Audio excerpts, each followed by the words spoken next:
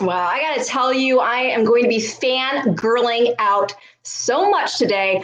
Our show here on the Future Stars Forecast is going to be really endearing, very sentimental, and it's all about the Blue Bloods. And we're talking about Lanes End Farm today. It has stood some of the most illustrious horses in our breed, including the likes of Dixieland Band. So let's take it back to March 31st of 1989. And on at Lanes End, we had the birth of a horse whose legacy will be carried on generation after generation. I am talking about AP Indy, the son of Triple Crown champion Seattle Slew out of Weekend Surprise. She herself, a graded stakes winning daughter of the immortal Secretariat. And boy, did AP Indy prove to be an heir to greatness. Let's take a look back at his win in the 1992 Breeders' Cup Classic.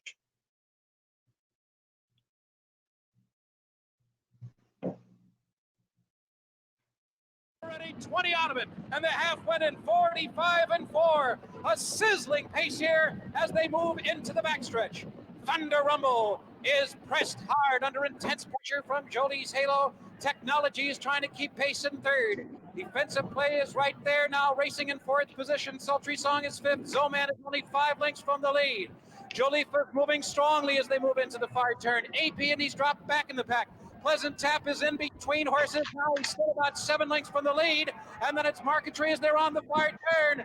And Thunder Rumble rolls to a 2-length lead now. Defensive play has moved in toward the inside. Jolie's Halo's in it all out. Tribe, he's working hard to keep up. AP Indy is finding his best stride, and he's moving powerfully in between horses as they move toward the top of the stretch in this 9th Breeders' Cup Classic. Defensive play. Thunder Rumble is still there. AP Indy's in an all-out drive. Pep is coming with giant strides on the inside. They're coming to the finish. It is AP Indy in front. Pleasant Tap, one last run at him. AP Indy wins the Breeders' Cup Classic by 3 conclusive lengths. And there are just no superlatives. I'm actually getting a tear to my eye watching that. Before there was American Pharaoh, who people today are calling him AP. No, the AP. I love American Pharaoh. He's my favorite living horse right now. But my favorite horse, I've had the pleasure of being around, the original AP Indy. Let's bring in Bill Farish, the son of Will Farish from Lanes End Farm. You can give us some insight into this great horse. We talked about the fact that he sold as a yearling for, you guys bred him, but sold as a yearling for $1.9 million, $2.9 million. What am I saying? Almost $3 million here as a yearling. And you look at his racing career. I mean, he's been inducted in the Hall of Fame back in 2000. He ended up being named Horse of the Year in that 3-year-old campaign, winning the Breeders' Cup Classic. What a season that was. He also, of course, won the Belmont, the Test of a Champion. But you look at that sales price, $2.9 million as a yearling, and what he's done as a stallion and everything considered, that looks like an absolute bargain for the buyer. So can you just talk about AP Indy, what he's meant to Lanes End, your family in particular, and just the legacy that he has created and leaves behind? Well, Ren, it gives me chills every time I watch that stretch run and hear that call. It's amazing for a horse, as you pointed out, to bring $2.9 million to be the highest price yearling of his year, and then to win $2.9 million almost exactly on the racetrack. Be a champion, just an incredible life that he's had, and then to go on and be a multiple champion sire, and then such an incredible sire of sires and grandsire of sires. His sire line is so powerful, and it's really only carried on through him. I mean, it's incredible.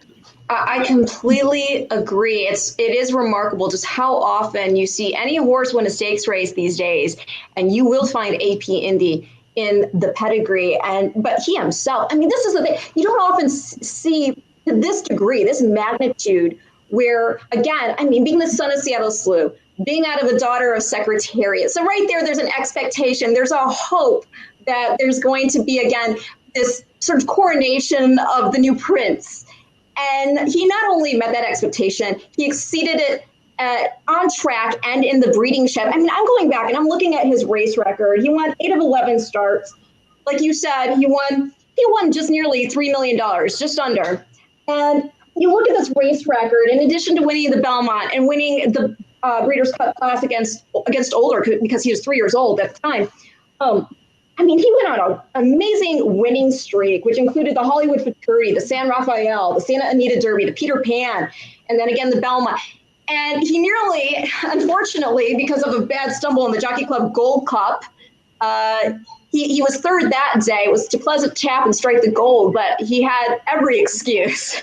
Yeah, he really did. And Neil Drysdale did an amazing job training him, and he was not, without problems along the way. As you know, he was favored for the Derby and had to be scratched the morning of with the foot problem, and but Neil was able to get him back and ready to go by the Peter Pan, and then win the Belmont, as you said. So Neil did a fabulous job, and we're all forever indebted to him for his efforts. Well, like you were talking about, he's not only been a tremendous sire, but a sire of sires. At Lane's End alone, you're standing multiple sons of AP Indy, including Honor Code, Mine Shaft, the Indy Line sired Mr. Speaker. You've got Tonalist there, West Coast.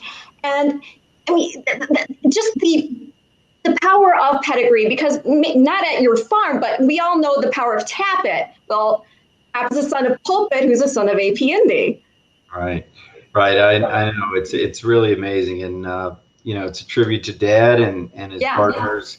Bill Kilroy was a long time friend of his, and they did it together, and really it's been we called him the franchise for so long, and it was sad to lose him, but he was ready to go, and so we go on with his sons and grandsons. Yeah, definitely. Another horse that has provided a conduit into his genetics is Bernardini, who's also proving to be a tremendous broodmare sire. It's really, truly remarkable. I mean, with Bernardini himself, for example, he's the broodmare sire of Derby hopeful Maxfield, and in AP Indy's line through Pulpit, unfortunately, Nadal had to retire undefeated. I don't know where he's going to stand stud. I don't know if you know. I don't know if anybody. You do? Can you share? No, I can't share. No. Well, he's gorgeous anyway. So Nadal, huh? He is gorgeous. Oh, yes. I mean, what a fine specimen. And again, that connection being through the fact that he's out of A Daughter of Pulpit by AP Indy. So, it's unfortunate that we don't get to see him realize his full potential, but it was certainly exciting. But then you also, a horse at the top of the list right now, Tis the Law by Constitution, who is by Tappet, who's by Pulpit by AP Indy. I mean, it's remarkable. It is incredible, and you talk about broodmare sires, Malibu Moon, another one. Yes. That, just a super broodmare sire, and we also got to give some love to some other sons of AP Indy, and Flatter and Congrats and Sky Mesa. I mean, it's really and truly a legacy. And what's really heartening too is, yes, we lost him this year, but on the Derby Trail is a son of Honor Code in Honor AP, who will be running tomorrow in the Santa Anita Derby. What does that feel like for you? Well, it makes me very nervous, because it'd be a huge boost for Honor Code to have him win.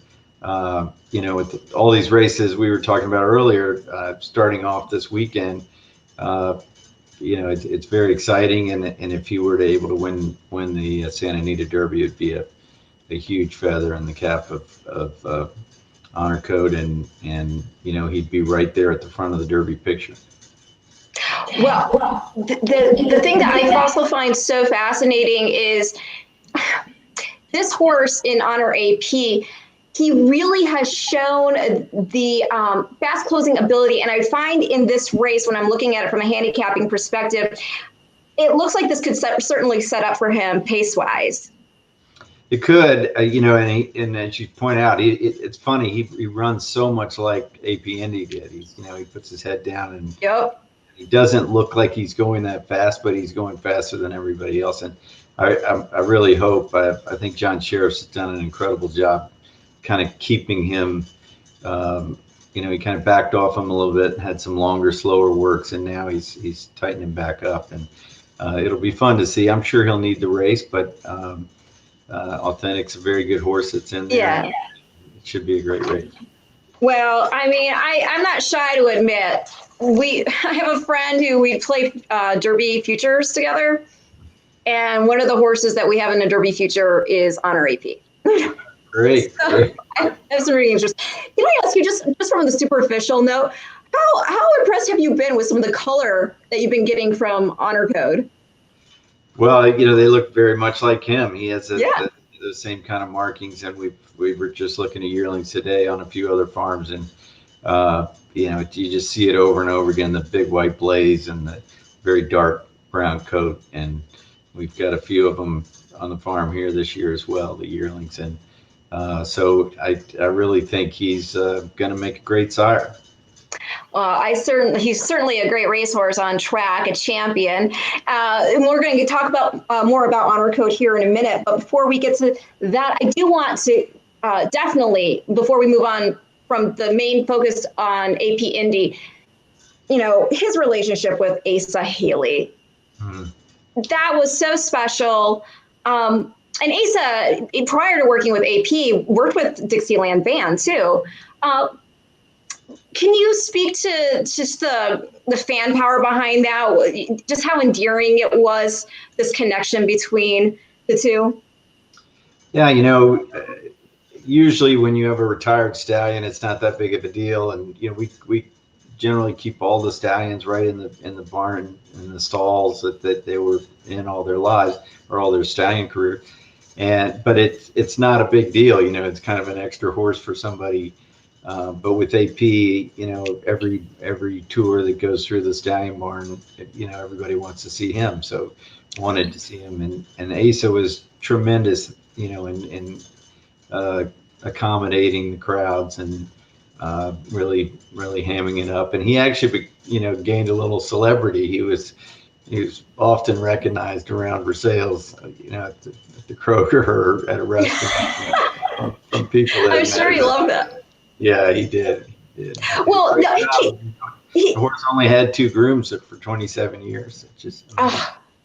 Well, he's been so humble. And here's a photo of Asa with AP from the last time we were able to come out and visit. It really, truly was a special relationship.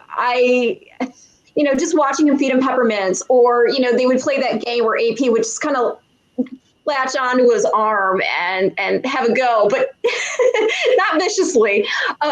It was just really sweet. They had a mutual respect for each other. And I don't know, it's so special. And Asa was so humble about it too, because I even told him, we should do more interviews with you. We should get you on one of these horse racing videos.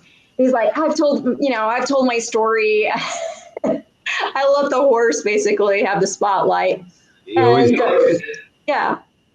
He always did. And, you could give Asa credit for us getting a few more years with him, because I think that relationship was that important.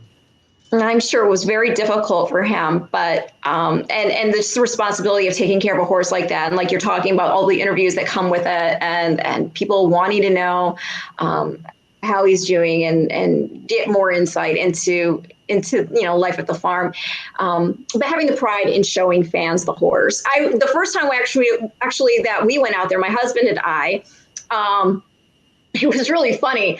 AP, I don't know, he likes me right off the bat. He was a cuddle bug, like a little teddy bear. So I took my photo with him, and Matt is just gonna saunter up and take a photo too, right? AP Indy, on the other hand, he didn't know what to make of Matt Carothers, so he kind of put his head up, put the ears back, and he just wanted a moment to come out, make sure that he approved of his approach. That's Oh, well, I got that on. I I don't have it for the broadcast here, but I definitely have the photo of AP pinning his ears at Matt. It's fabulous. But speaking of which, I should mention real quick while we're talking about genetics and progeny and whatnot, not through genetics, but through marriage, we're actually family. That's right. Matt, my husband, Matt Carothers, you guys probably know him from TVG. He is married to Bill's, his uncle, Dennis, is married to Bill's sister, Mary. That's right. So, I mean, I was saying I was going to be really nervous with this interview, but I mean, hey, we're family, right? Exactly. Why would you be nervous for our family? Exactly. But moving on, let's talk about a member of your equine family, and that's Quality Road. Dear goodness. So you've got a tremendous roster, and topping it is this horse, in the money in 12 of 13 starts. He won the Fountain of Youth, the Florida Derby, the Amsterdam, the Hell's Hope, the Dawn, Met Mile, Woodward. You want to talk pedigree? I mean, he's by Elusive Quality out of Kobla by Strawberry Road. The Dam is a full sister to 1997's champion 3-year-old Agina, who won the Breeders' Cup Distaff. And he's already sired 11 Grade 1 winners from just 6 crops. 3 champions. 3 Breeders' Cup champions. We've got Hootenanny, who won the Juvenile Turf in 2014. Caledonia Road, who won the Juvenile Fillies in 2017. And City of Light, who won the Dirt Mile in 2018. And we have that on video. Great. Roll it. Let's roll it.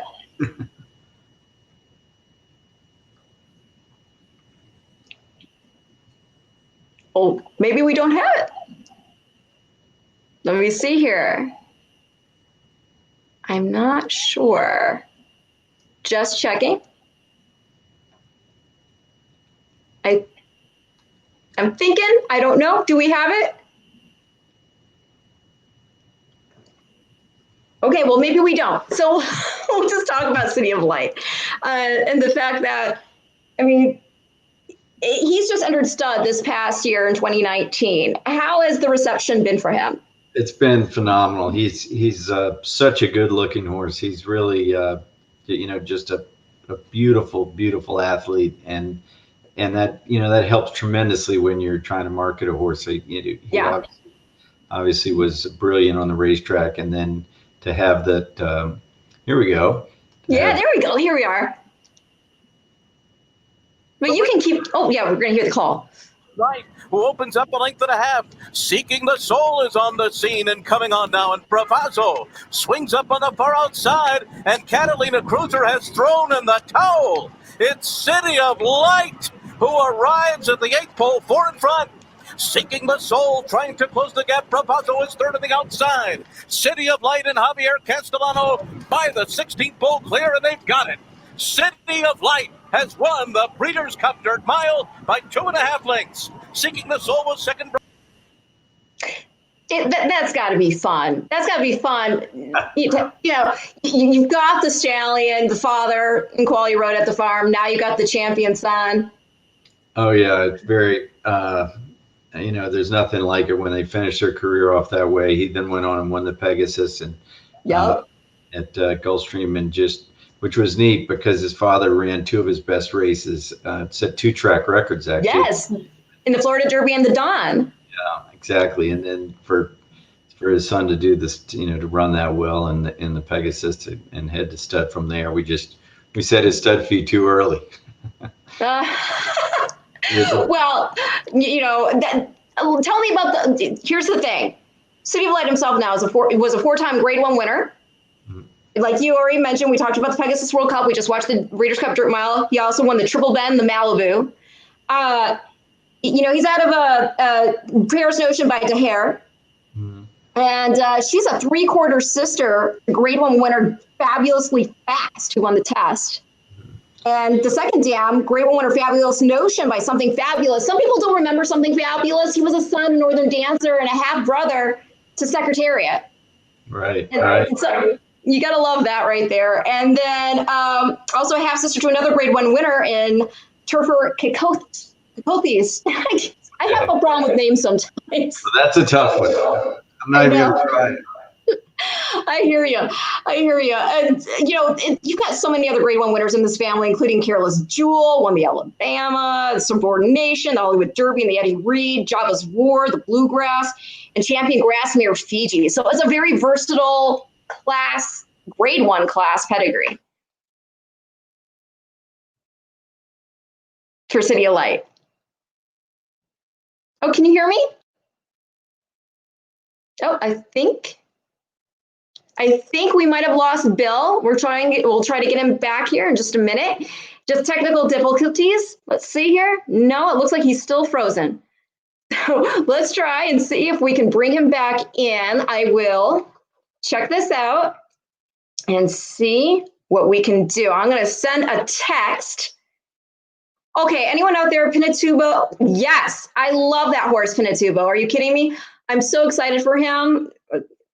Time Form, I think, rated him. I can't remember the actual number, but it is something ridiculous. Like he could be one of the next great horses in Europe. So yes, Barton 3215. I'm a huge fan. So let us try. I'm going to go ahead and send a text message to Bill so we can try to get him back in here.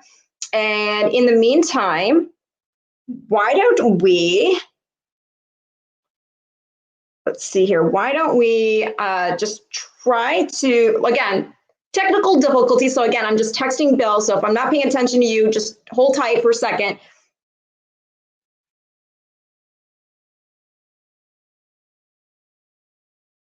Yeah, I thought I was going to be the one having the Wi-Fi difficulties today.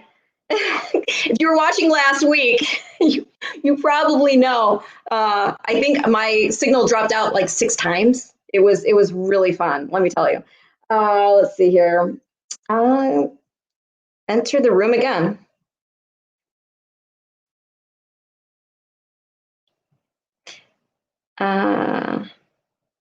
So, okay, text has been sent. We're going to wait for Bill. In the meantime, I'll take some questions if anybody has a question regarding like AP Indy or one of the stallions at Lane's End. And then when Bill comes back, I can field those to him. Thank you so much. We trademarked the moniker Pedigeek. Because I love pedigrees so much. I find them fascinating. It's kind of a little bit of it's my version of Sudoku or a crossword puzzle because I like figuring things out and piecing puzzles together. And that's what a pedigree essentially is. And especially they tend to be very revealing for the 2-year-olds when they debut at Saratoga. I don't know what's going to be exactly happening with the dates there this time. And I think we might have Bill back. And we do. Oh my goodness. I was joking because my signal last week dropped out about 6 times. This time it was you. It was the guest. Yeah, leave it to Lane's End Wi-Fi to make that. And here I was giving it so much love when we ran our little test the other day because it sounds so great and clear and everything. And yeah. And now it failed you today, but just the one time. So we're back. We're ready to rock and roll again. And so we were talking about City of Light. We watched the replay and we were talking about the fact that it's just a great pedigree, grade 1 class through and through. And again, he just entered stud in 2019. And I was asking about how the reception has been for him and how these foals are looking. Yeah, the foals look great. You hear that about every stallion, but they really do. I believe it. His second book of mares has been wonderful as well, and we actually raised him a little bit in his second year, which is very rare. But he's got a full book and winding down now. Only less than a month ago. In the breeding season, yeah. Are there any horses, any of the mares that you can share with us that we can look forward to, either this past season that already have the babies on the ground or those who were bred this year? He's had a tremendous books both years. I'd hate to single out any okay, we won't have you play favorites, but we will definitely be keeping our eye out. Another horse whose babies are getting a lot of attention is Accelerate. And, he really has put together, an impressive book too, from what I hear. And he's a son himself of Looking at Lucky. He's out of issues by 1998's Breeders' Cup Classic champion, Awesome Again. Awesome Again is the only sire other than now Curlin who has sired a Breeders' Cup Classic champion. It was Awesome Again, Go Zapper, now Curlin, Rosso. And then as far as Accelerate goes, we're going to go ahead and we're going to show the 2018 Breeders' Cup Classic score here, if we can. We'll see if we have that one ready. And if we don't have it ready right away, I do want to mention it's kind of cool because not only did he win the Breeders' Cup Classic that year, but in 2016, he put in a great showing in the Dirt Mile.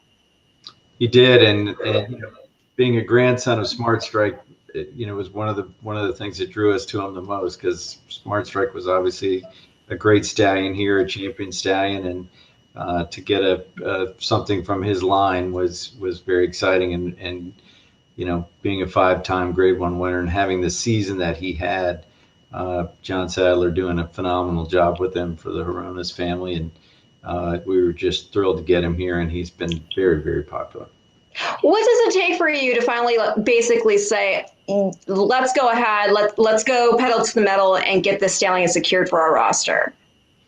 When they start stringing those kind of Grade 1s together and they have the looks that he has, it makes our decision making very easy. It's just being able to get them, No, definitely. The thing also that is been behind, the scenes going at Lane's End, he's connected to David and Gordo too, right?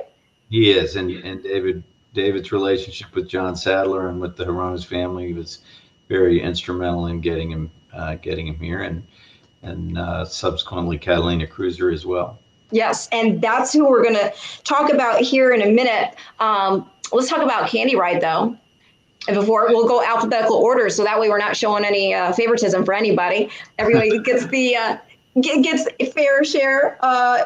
Ride the Rails out of Candy Girl by Candy Stripes. He was a champion miler in Argentina, comes to the States and just knocks out of the park, wins the Pacific Classic, just so much class. Candy Ride has been phenomenal at stud. Anybody who follows racing knows that. You don't even need to be a petty geek to know. I think we've got something here. Yep. All right. So we got the... They're the looks I was talking about. Yes. Absolutely beautiful. And, as far as Candy Ride goes, sired 6 champions, including Gunrunner, who, not only did he win the Breeders' Cup Classic, this is such a game race horse. He's Horse of the Year of 2017. He's also, though, Candy Ride, the sire of a horse who's going to be joining your roster in Game Winner. And I tell everybody, if the horse's name comes up, I have a soft spot for Game Winner. Ahead of the Breeders' Cup Future Stars Friday card, I happened to be on the backside at Churchill. And it was one of these moments. I don't know if you've ever watched Bambi, the animated Bambi. Have you? It's been a while. Okay. Well, you know how, when the princes arrive, Bambi's born, all the birds are out and all the animals come out to celebrate, right? There's Game Winner. He had just had his bath. The sun was still on its ascent, and these birds were flying overhead. And he was just standing there looking very statuesque and regal with the ears up as if he were this giant buck. It just always stuck with me. And then, of course, he went on and he won the Breeders' Cup Juvenile. And it was just, I don't know, it just stuck. And I think that's why I have this soft spot, because when you see something that looks majestic and then it follows through on track, I don't know. It was a special moment. And the other thing about Game Winner that's so great, too, is not only is he by Candy Ride, but he's out of an AP Indy mare in Indian Giving. Right. And at Summerwind Farm, and they do such a fabulous job there and keep producing Grade 1 winner after Grade 1 winner. But for him, to win 3 Grade 1s as a 2-year-old and be 2-year-old champion and beat by Candy Ride and everything, it was just wonderful to be able to secure him for the farm. And he's training great right now, and he's getting close to making his return. So yes, I've seen that. I'm very excited for it as well. In the meantime, just bolstering that page also is the fact that his half brother Flagstaff He's been, I think he's just really shown a lot of talent last year, but he's coming into this year strong as well. He's actually entered in the Grade 2 Triple Bend this Sunday. Trying in the Triple Bend, and that's going to be a super race too, because Mackenzie dropped in. Yes. We didn't anticipate, but that'll be fun to watch. But Flagstaff is really, looks like one of the top sprinters in the country. He's a gelding, unfortunately. But, yeah. But hey, now again, it's nice to see that Page get even more black type. A Grade 2 winner, Grade 1 place. He was third in the Santa Anita Sprint Championship. That was with Omaha Beach in the mix there, and he's coming up a second, I believe, in the Count Fleet Sprint Handicap coming into this race. But looking very strong. And going back to Candy Ride. And going back to the fact that Lane's End really does follow suit with its lineages. So you also have two of his sons standing there now as well. Twirling Candy and Unified are there. So Twirling Candy has been at Stuck, and Unified, how's that been going? Very well. Twirling Candy has the biggest book of any stallion at the farm this year. He's very, very popular at 40,000, and he keeps stepping up the ladder. And I think you'll just see his crops got bigger and the mare's got better, and I think he'll continue to improve as we go along. So it's great to get him. Have him doing well, and then to have Unified coming along behind him. He showed so much talent, and being out of a Dixie Union mare. Yes. Really, really excited to see. He won. Yeah, he won that Grade 2 Peter Pan in 147 flat. That's talent. He also won the Bayshore, the Gulfstream Park Sprint. He was second in the Carter. And the other thing I think is really fun in this pedigree is that his great granny is a half sister to 1993 champion 2-year-old Daher. So it's really a nice pedigree, very strong. And then going back to Twirling Candy. Again, by Candy Ride out of House of Danzig, by Chester House, winner of the Malibu. He's already sired Grade 1 winners in Concrete Rose, won the Belmont Oaks, Gift Box, Santa Anita Handicap, Finley's Lucky Charm in the Madison, and he's from the female family of Affirmed. Yeah, he's now sort of middle age as far as a stallion goes, so it's to see how he's stepping up the ladder. Sometimes they don't do it right away to the same degree, and he's really doing great. So would you agree that a lot of that has to do with people have expectations of what mares might go best with a stallion? It just takes a couple generations to figure out that don't go with assumption. Absolutely. City Zip was a great example of that. Everybody would be, all his horses would be 6 furlongs on the dirt, and a lot of them, wanted a mile and a 16th on the turf. So you just don't know until they've been at Stud for a few years and people figure it out. But breeders are very savvy, and they figure it out pretty quickly. Right on. And talking about a horse though who's firing straight from the gate, and that's going now back to Honor Code. And would you say, based on what you're feeling, is he maybe the heir here at Lane's End to AP Indy, and not taking anything away from Mineshaft? No, I think Mineshaft's quite a bit older now, so really he was in the last crop of AP, which makes it even more special. And he just has that presence about him that he's like AP. He was always a really good looking horse, and luckily he didn't go through the sales, and we were able to buy him privately. So and then to have him live up to expectations. And, to Serena's Cat, a Storm Cat. It is a beautiful pedigree. I'll let you discuss it. Well, pedigree is, as you point out, and that's where he gets some of those looks. Obviously, he looks a lot like Storm Cat. There's a lot of Storm Cat in him, and he's passing that on to his offspring. So it's fun to see him have 3 good 2-year-olds now, 3-year-olds, that 2 of which are on the Derby Trail. And as strange as a year as it is, it actually might help them because they are a little slower to develop, and the added time might benefit them. Well, he was a horse that really, I mean, the Met Mile win, 112 buyer. Yeah. The Whitney, 113 buyer. It, he really was a horse who could shine and had versatility in the way in which he moved and how he could go with in terms of basically just showing his class. Even it's too bad he was up against American Pharoah in the Breeders' Cup Classic, but hell, it was a beautiful run in third. And I think he was a little over the top by the time the Breeders' Cup came around, but he did run two phenomenal races there, and Shug McGahee did a fabulous job with him. He was one of those horses. He was starting to get too smart for his own good. Oh, really? He was quite a character around the barn. He figured out he could do what he wanted to do, and but he was a lot of fun to have in training, and Dad had some major thrills, as we all did with him.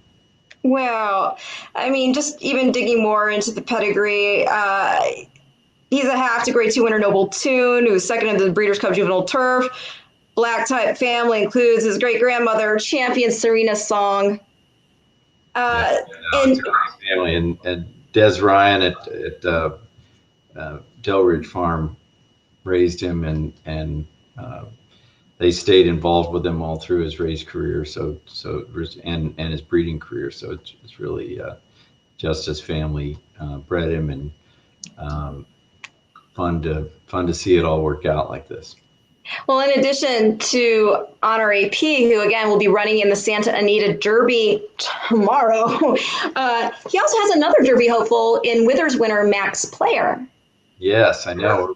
We're wondering where he's going to come out next. I haven't heard, but well, you just got to love the fact that, I mean, it's just, again, it just goes back to the love for AP Indy to see that carry on, and what a thrill would it be? I mean, it goes without saying that it would be amazing to see a horse named Honor AP win the Kentucky Derby. But what a weird year we have too.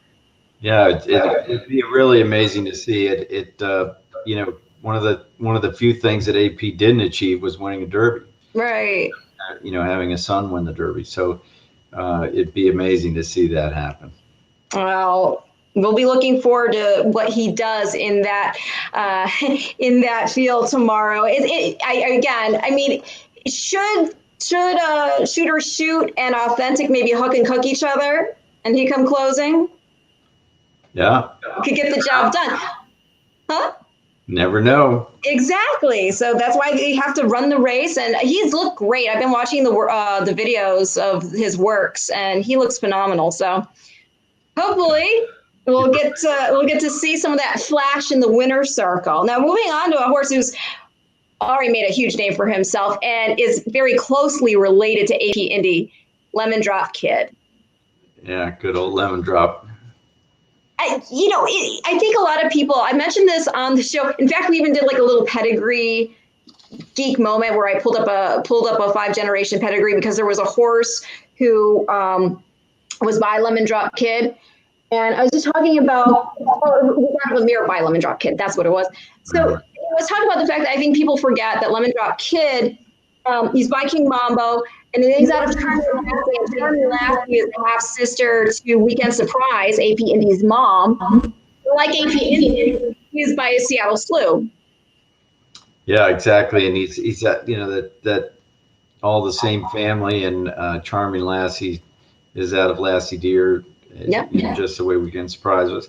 So it was again a phenomenal pedigree, and to have him win the Belmont, and then for us to be able to get him back here at stud was really a thrill. And he's been a very, very good stallion, and really dirt and turf.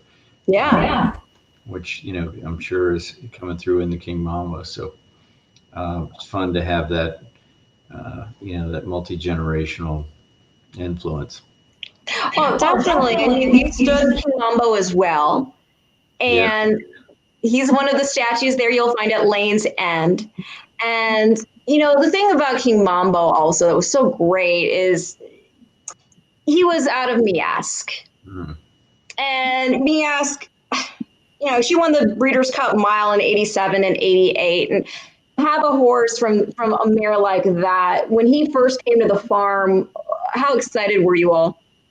Well, it was great. He was a 3-time Grade 1 winner in Europe, and really, really top miler.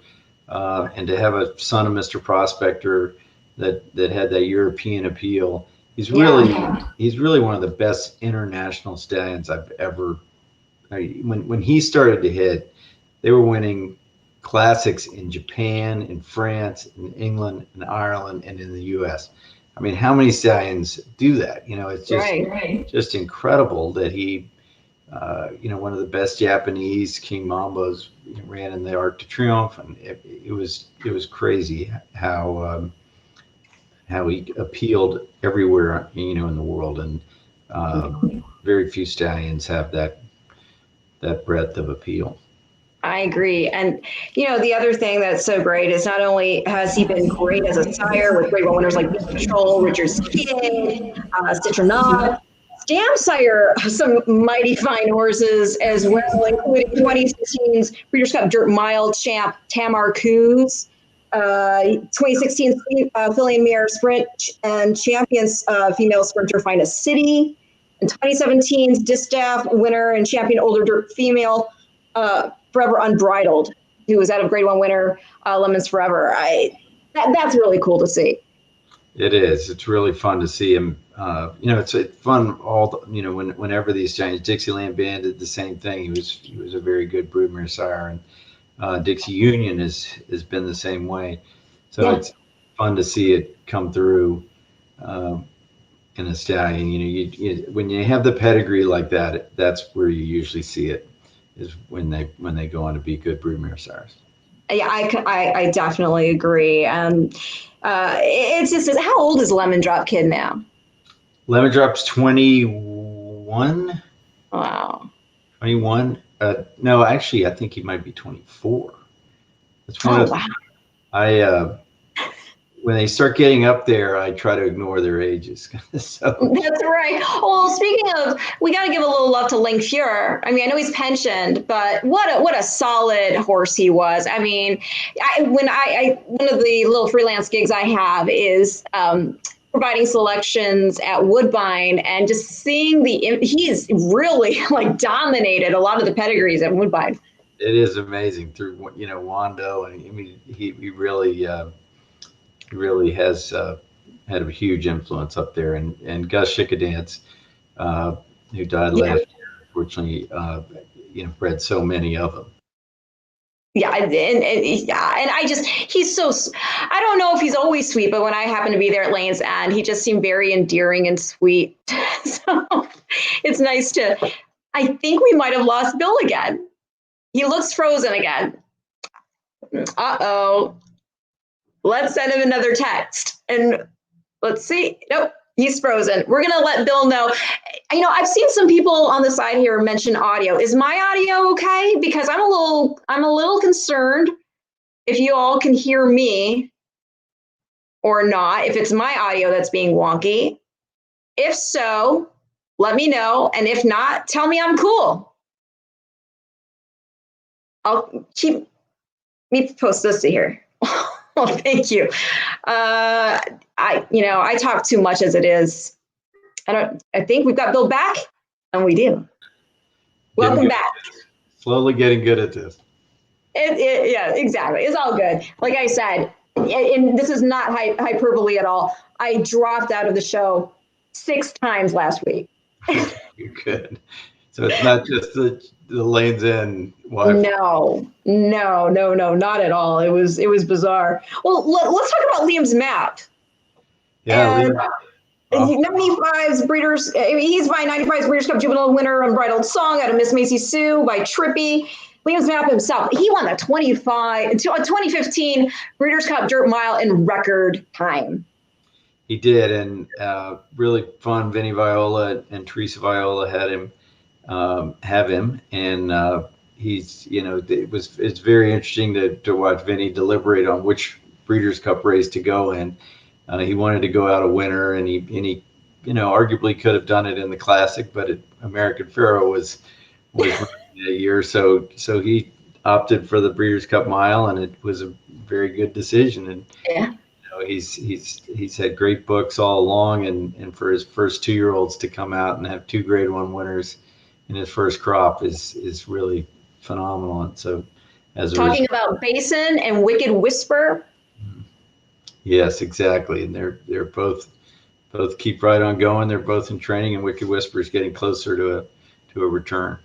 For those of you not familiar, since they are still young and relatively lightly raced, Wicked Whisper won the Frizette, and she put in a game 5th place performance in the Breeders' Cup Juvenile Fillies. She, talking about the broodmare sire power that comes also through the AP Indy line, not just the sire line, but she is out of a Bernardini mare, Wicked Whisper. And then talking about Basin, he won the Hopeful, and he was last second to Charlatan in the first division of the Arkansas Derby.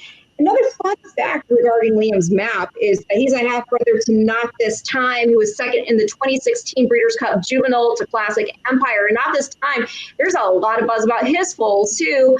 He's a freshman sire and is already on the board with winner. It's a great family. It really is, and very current family, as you're pointing out. It's fun to see him get off to such a great start. He's such a good-looking son of Unbridled Song, and yes, it'd be super to have a top son of his make it at stud, and to have 2 early Grade 1 winners the way he did is very exciting, and hopefully he can keep it going. Yeah, and you just mentioned Unbridled Song, and it's true. I mean, Unbridled Song. It's sad. We just lost Arrogate.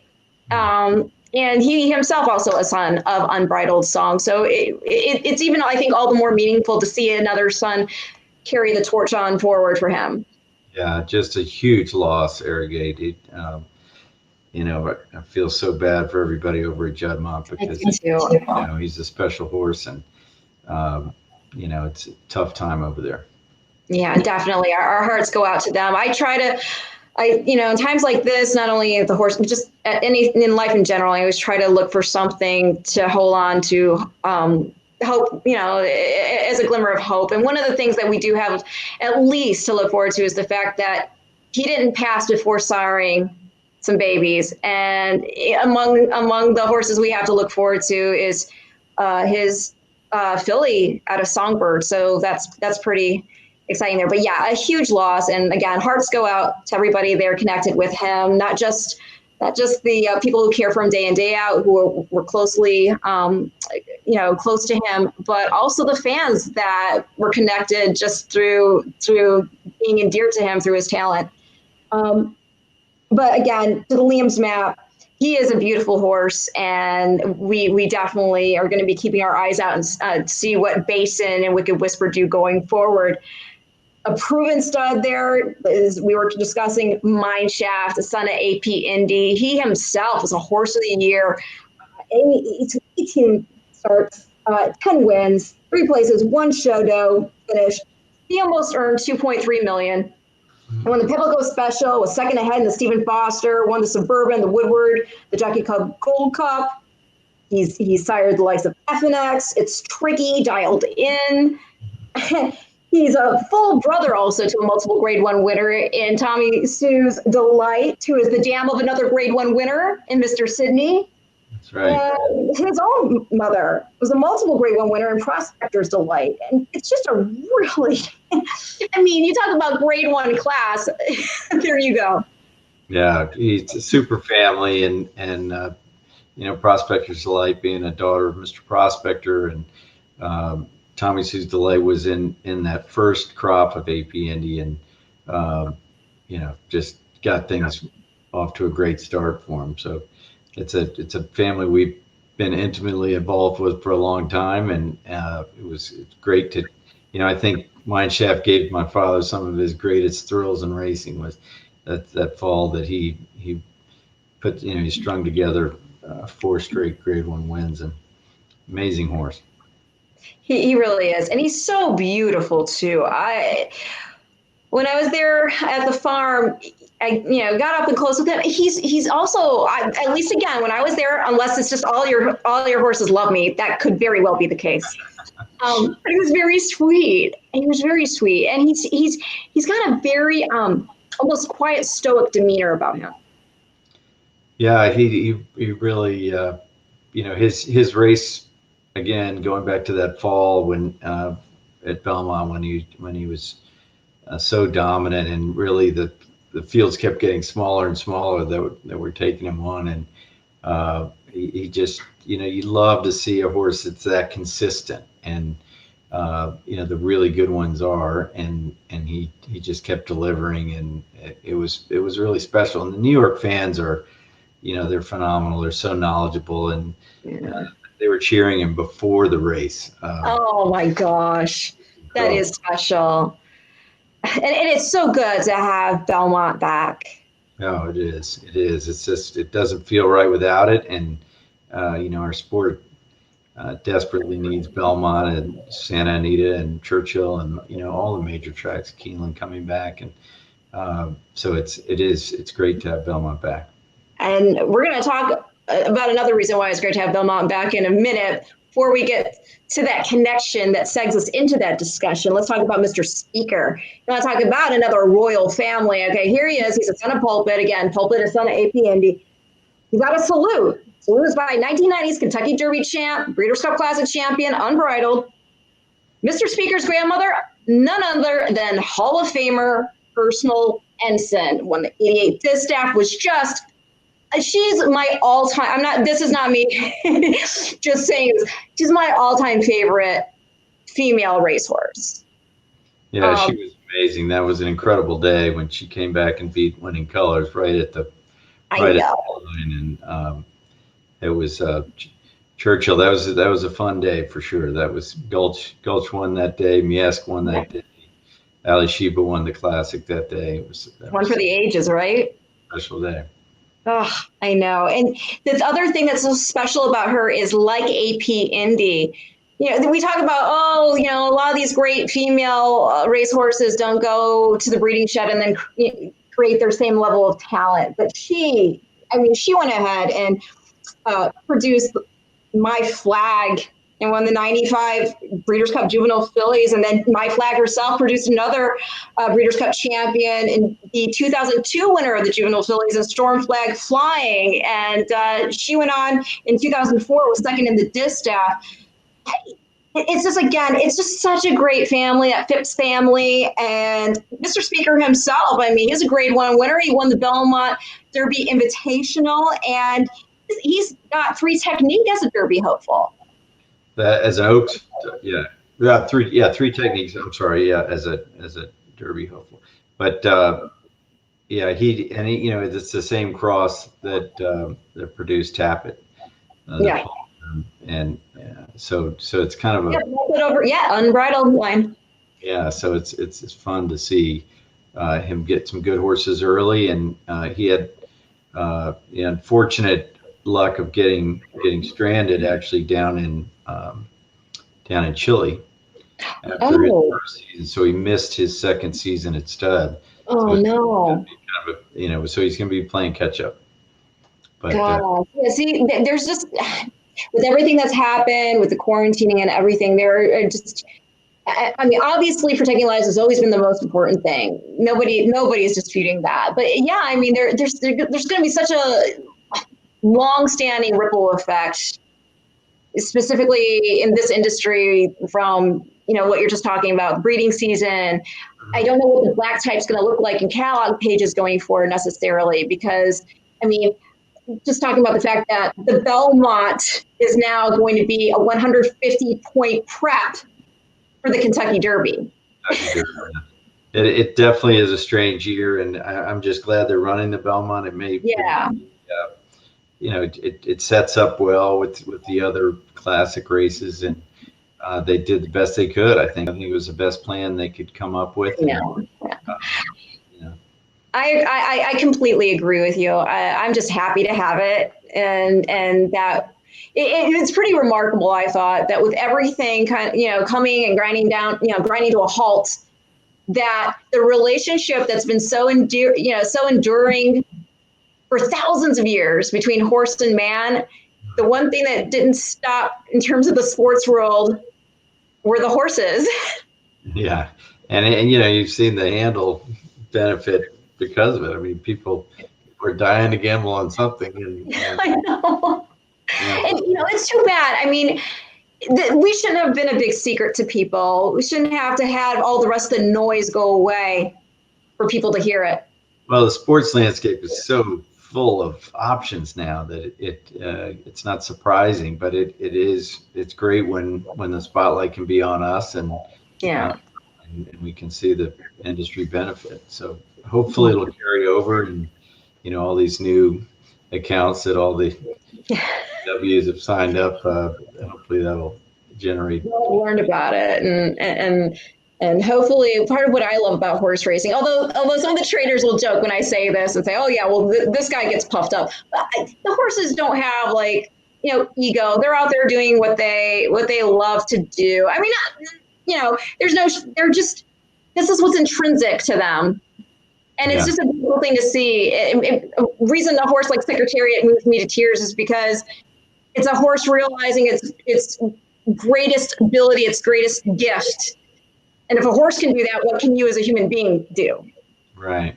And that's what's so special. But going back to talking about Belmont, and this is our tie-in, I'm talking about Noble Mission. You guys have there the full brother to one of the greatest horses we've seen, and that is Frankel. But Noble Mission himself, he shouldn't be overshadowed because he was multiple Group 1 winner, a champion himself. He was in the money in 17 of 21 starts, 9 wins, including the Tattersall Gold Cup, the Grand Prix de St. Cloud, the Tiptoe Champion Stakes at Ascot. And just in that first crop, he sires a Grade 1 winner in Code of Honor, won the Travers, the Jockey Club Gold Cup. And now he's going to be making his 2020 debut in the Grade 3 Westchester tomorrow. And people are backing him. It looks like expecting him to go short. The odds makers installed him at 6-5 on the morning line. Yeah, we're needless to say, we've been waiting for him to come back, and this has been a tough time for mom and dad to wait for his return. But he's been doing great, and Shug's thrilled with how he's training, and obviously it'll be good to get the first race behind him. But it's a tough field, and as they all are with all these horses trying to come back, and so it'll be fun to see him run tomorrow. And what a great card they have at Belmont tomorrow. He's already, you mentioned the Dixie Union, by the way. He himself out of a Dixie Union mare in Reunited. And it's especially satisfying, not only that he's by a stallion you stand, but being also a homebred. Absolutely. And I remember you joking because I had spoken to you ahead of the Breeders' Cup draw. We were talking about Code of Honor, and you made the joke about like no relation to Honor Code. Yeah, the two names are a little confusing, but he has no relation to Honor Code, but he really has carved his own name.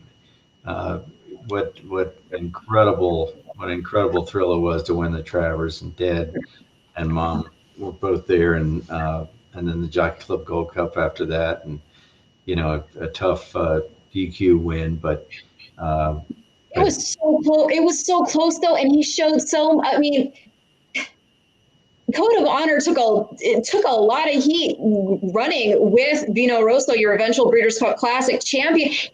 Vino Rosso's a huge thing, and Code of Honor did not back out of it. No, he's game, and he showed that in the Derby as well. He was down on the rail and on a sloppy track, and ran a heck of a race, and it looked for a second like he was going to win the Derby. Yeah.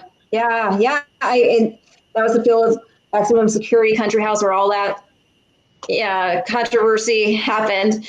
How special also is it to have essentially one, I mean, with the exception of the Champagne, one rider committed to him throughout his career?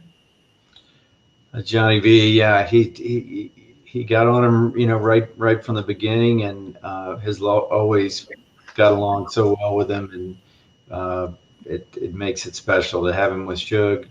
Means so Yeah. much to the father, and so it's really fun to have that consistency, and Johnny knows him awfully well now.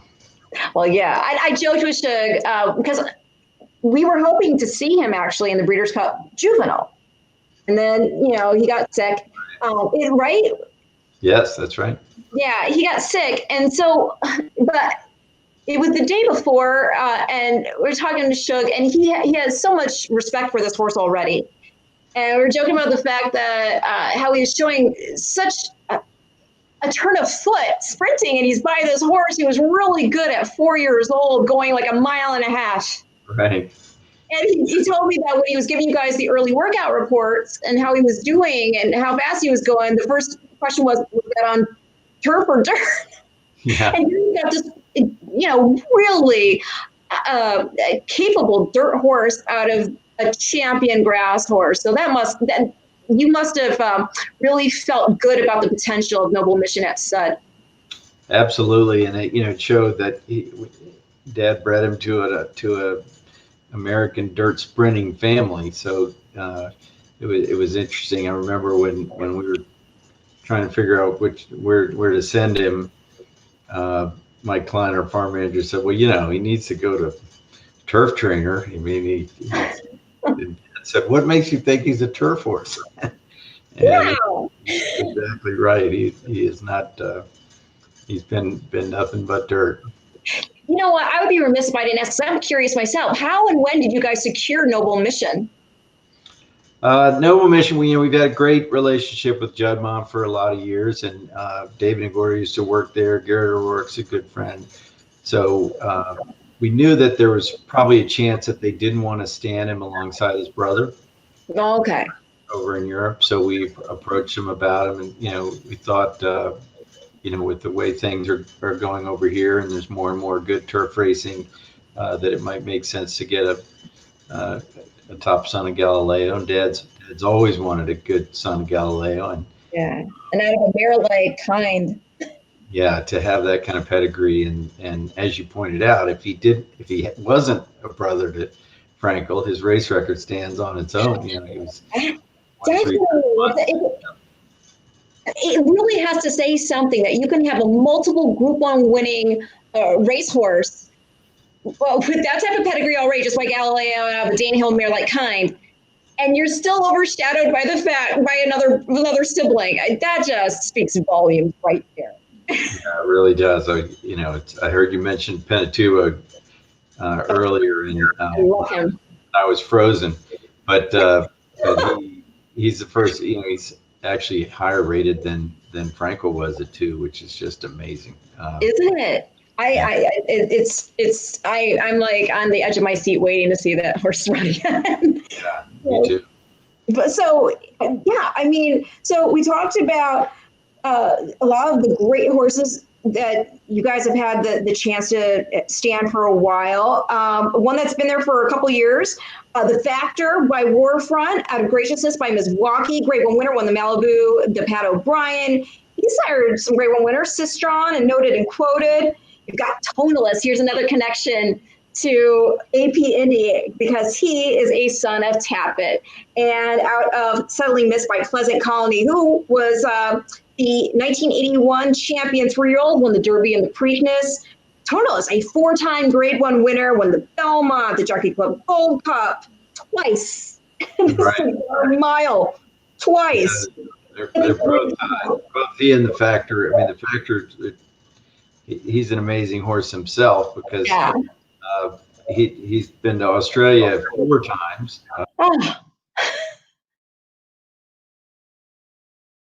Oh, I think, Bill, we don't hear you. We don't hear Bill. Let's see, Bill? Oh no, we don't hear Bill now. This is just the nature, people, of Wi-Fi. Whether it was me last week here in California or Bill today in Kentucky, as technologically advanced as society has gotten, at the end of the day, we're still at the mercy of machines and connections and wires and things that I'm not a tech savvy person exactly, but we've got Bill back here now, I think. All right. So we were talking about Factor and you were talking about Australia and how many times he's shuttled. Yeah, he shuttled multiple times, 4 times, I believe, and then he also went to Japan one year. So he's very well traveled, but I think he's found a home for good now. He's number 10 on the sire list right now, I think, in the general sire list. So it's fun to see him doing so well. He's owned by a great old friend of mine named George Bolton, and also Stone Street Stable. So it's fun to see him doing well, and he's got a great book this year, and we're really excited about him going forward. Well, I'm looking forward to it. I love a gray. Gray is we're getting a lot more gray around Lane's End. That's for sure. Right between him and Liam's Mount. Yeah, exactly. And then you mentioned Tonelist. Shell Evans. It's horse. We've had such a fun relationship with the Evans family. Ned Evans, his brother, of course, sent us Quality Road, and Shell with Tonelist. And I just saw a bunch of Tonelist foals earlier today, and Shell has supported him so religiously. So it's fun to see him doing well and having some early success. He's got another good. Oh, I hear myself echoing. See if echo. There we go. I think that's better. So the thing that's really just you're talking about the color. Tonelist being a son of Tappet obviously gray, but he didn't get his sire's gray color. But what he did get, I think, I look at Tonelist, and again with him being by Tappet by Pulpit by AP&D, he got AP in the eye. Yeah, the white eye. Yeah, he did get a little of that. But I'm sorry. Go ahead. Yeah, no, it's fun, and also again going back to the Evans family, he's out of Pleasant Colony mare, which Ned and Shell's father campaigned Pleasant Colony. So it's and there's a lot of Pleasant Colony in Tonelist as well. So I think they'll keep getting better with age, and it'll be fun to see how his 3-year-olds and then 4-year-olds do. It's a tremendous female family. It really is. There's one of my mom's favorite horses is Plug Nickel, and his grandmother's a half sister to Plug Nickel, champion sprinter, as well as Grade 1 winner Christy Cat. Yeah, it's a great family, and Shell actually bought him at the Saratoga sale. He RNA'd, and he bought him after the sale, and very happy he did. Oh, no doubt. And just to give him a little more pedigree love, family includes Risk Averse, Sauce Boat, Raja Baba, and Horse of the Year, Hava de Grace. That's beautiful. You gotta love it. We talked about Twirling Candy. We talked about Unified. Let's talk about another horse who has incredible eyes, and the most unique eyes I think I've ever seen on a horse, and that is Union Rags. Yeah, Union Rags he was a great racehorse. He's up to a super started stud as well, and stands for 60,000 now, and really has done great. And it's fun. We talked about having multiple generations of a stallion, but with Dixieland Band, then Dixie Union, then Union Rags, and now Catalina Cruiser. So 4 generations of that sire line, which is really, really fun. Another fun thing about his pedigree, and I've brought this up before, is that Union Rags' half-sister, Tempo West, is the dam of Declaration of War. That's right. So it's just great pedigree. As you mentioned, he was a wonderful racehorse. He won his first 3 starts at 2 years old, including the Champagne. He was second in the Breeders' Cup Juvenile, won the Fountain of Youth, and the Belmont at 3. He was leading 4th crop sire by graded stakes wins, Grade 1 winners, and Grade 1 horses in 2019. Sorry, 4 individual Grade 1 winners in Free Drop Billy, Paradise Woods, Union Strike, Dancing Rags.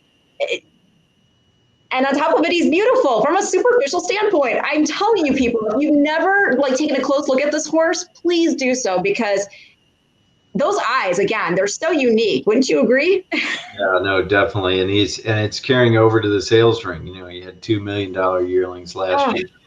and he's, people really want to love him, and he's delivering, like you said. All to have 4 Grade One winners this early on is great to see.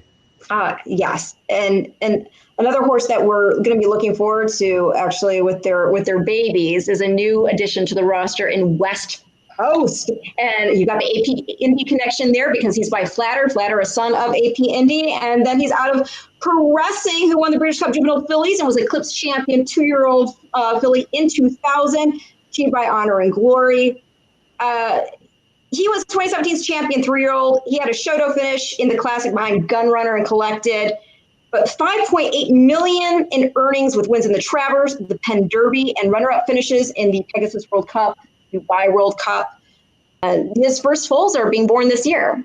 Yeah, he's so far the foals are looking great, and he's got another exceptional book of mares this year, and Gary and Mary West have supported him in a big way. So I think he'll have every chance to make it. Yeah, it's definitely really cool, again, to see just another conduit of the same sire line in AP Indy right there at Lane's End. And somebody's asking a question, and I'm guessing you will not be able to choose because it would be like choosing one of your children. But Lon Garfield Jr. is asking, who's your favorite sire at Lane's End, Mr. Farish? Oh, that's unfair. I can't answer that one. I don't want to pick favorites, but got quite a few. And he wants to. He goes on to say, who produced the most Grade One winners there? Wow, the most Grade One winners. I would have to tally that, and then do you include Europe? Yeah. That's a tough one. I don't know if I can answer that. Yeah, we'll just, you know what? We're going to play it safe, and we're going to say AP Indy is the man in all regards. How's that? That's a pretty safe bet. And speaking of horses that are leaving a legacy behind, and that would be you have got the likes of Life is Sweet 2000. We love AP Indy. We do. We absolutely love him. I'm a huge fan. Anytime he comes up in any pedigree, I geek out over it because he's just everything you would ever hope for. Again, being a son of a Triple Crown champion, out of a daughter of a Triple Crown champion, and then he himself a Hall of Famer who's produced an incredible sire line, who has produced incredible studs who have also proven themselves as broodmare sires. And speaking of broodmares, let's talk about Life is Sweet, who is residing there at Lane's End. She won the 2009 Distaff. How is she? Can we get an update? She's doing great. Yeah, a little update on her. She's got a Pioneer of the Nile yearling. Oh, very nice. We also lost last year. Yeah. And then she's got a Quality Road colt by her side that's really excited about. And she's in Fold Uncle Mo. Oh, wow. That's wonderful. And you know what? One of the things I didn't bring up regarding Quality Road, there's a funny story, if you don't mind sharing, regarding the fact that when you guys made the deal to have him go stand at Lane's End, one of the provisions was that his forelock would not be touched. That's right. He's just got this crazy forelock, and it always reminds me of Ned Evans, because Ned had incredible hair, and I'm very jealous of that now. But, so we've never touched his forelock, and it's funny how often he passes it on. Oh, really? A lot of his offspring have a pretty good sized forelock. I'm gonna pay closer attention now to the Quality Road babies and see if did Nadal have that? Did who? Nadal? Oh, no. What am I thinking? I'm sorry, he's not Quality Road. City of Light doesn't really have City of Light. Because Nadal's like blaming out of a pulpit mirror. I'm like, they used to have to braid it because it was so. Oh my gosh. During the races, they keep it out of his eyes, right? That's right. So it was so cute because when we were at Lane's End, because Matt Carothers is kind of known for his hair. Although he still has not won a Beamy Award. He lost out to Marty McGee. And I think he's also lost out to Steve Asmussen the year prior. But I got this great photo of Matt with our daughter Ava, who has tremendous hair as well. In fact, she probably has the best hair in the family, with Quality Road. And so it's just like a champion photo in terms of hair. A lot of hair, a lot of hair. Exactly.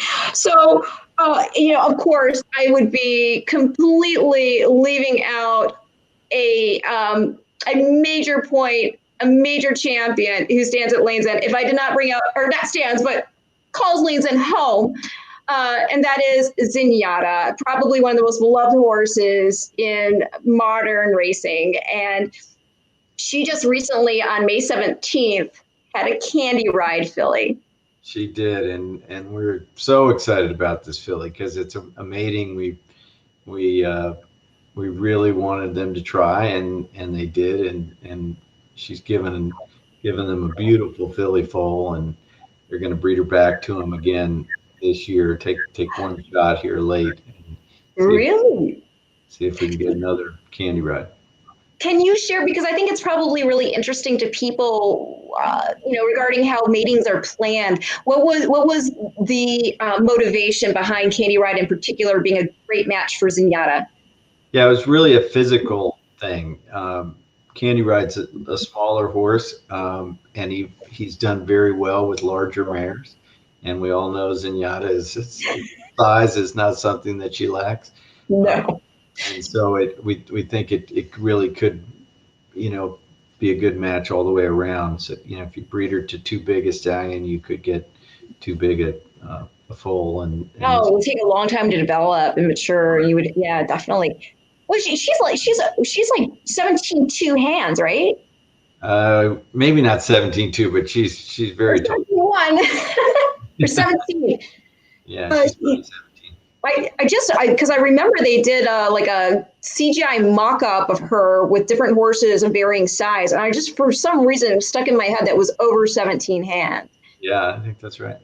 But yeah, 17.2, we'd be going to draft horse territory. You're right. So, okay, we have a comment. I visited Lane's End after Breeders' Cup in Churchill 2011, got to actually touch AP Indy, my best memory. How cool is it to read a comment like that? It's very cool, and it's really fun to know that so many people did get to come in contact with him and have those kind of memories. And it's amazing, we take it for granted a little bit at the having him here every day, but it really is incredible how many people say similar things to that. Well, on that same note, what is your best memory of interacting with AP India? Oh, I think just, evenings, and when he was in his paddock, and it was just, whenever Dad would come to town, that'd be the first stop he made, and it was really special to see his relationship with him and his affinity for him. He really represented your father's message for Lane's End itself. He really did. I mean, to be able to breed a horse that achieves so much and then has the legacy that he has is really special. I mean, you just can't, people talk about the horse of a lifetime and all that, but this is beyond that. You can't ever hope to have one that has that kind of influence. Again, just by his sons and daughters, Game Winner being a great example of that, being out of an AP Indy mare. That legacy is going to go on forever. Your dad it's always loved the horses, and it has to feel almost surreal to know that a horse whose mating you planned, a horse you raised, a horse you helped to campaign and then bring back home, is going to affect the stud book forever. Yeah, it's true. It's amazing. Just to think about, I can't even imagine what it's like to have a passion in life and to know that what that passion is, you have basically made such a stamp on it that it's going to forever resonate. That's incredible. It really is. And you all should be so proud, and your staff has been always so welcoming whenever we've been at Lanes End. The horses are amazing, in amazing condition. You can tell that not only are they getting the best of care just in the necessities, but they're also getting a ton of love over there at Lanes End Farm. And happy horses will reward you. And, just going back to AP Indy, we're talking about tomorrow. It's really exciting because we have the continuation of the Breeders' Cup Win in Your In Challenge Series, and that's going to include that's going to be featured tomorrow at Belmont, the Run Happy Carter Stakes, and the favorite in that race, Performer, is out of a daughter of AP Indy, and that horse has already won 4 or 5 starts, including the Discovery Stakes, in which he got a 102 buyer. That's the race he's coming out of and making his 2020 debut. And so even there, got it again, AP Indy influence continuing on. It's going to be a super race, and I know Performer's been sitting on a big race for a while now, and I hope he can come through and deliver tomorrow. Will be very exciting. Bill, thank you so much for your time and soldiering on through the technical difficulties. I really appreciate it.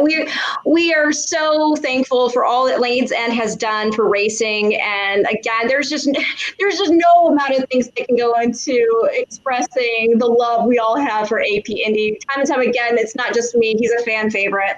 Thanks for the update on Zenyatta. We're looking forward to seeing what her Candy Ride filly continue to develop, and the fact that she's being bred again to Candy Ride is exciting.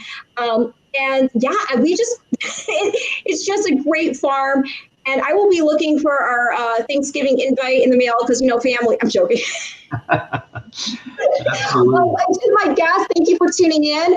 I want to remind you, we do the Future Stars forecast on Fridays. However, next week, kicking off, I have a virtual event that I cannot miss that is very special. But in the meantime, again, thank you for tuning in. Thank you for your time. And we'll see you back here 2 weeks from now on the Future Stars forecast.